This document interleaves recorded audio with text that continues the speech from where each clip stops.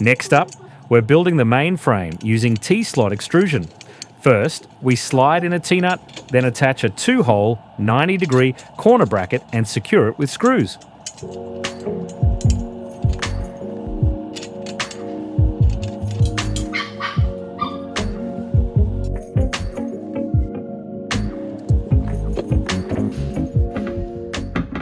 We repeat the process to connect multiple T-slot extrusions and build out the full frame. This will hold everything together and give us the structure we need for the cable system.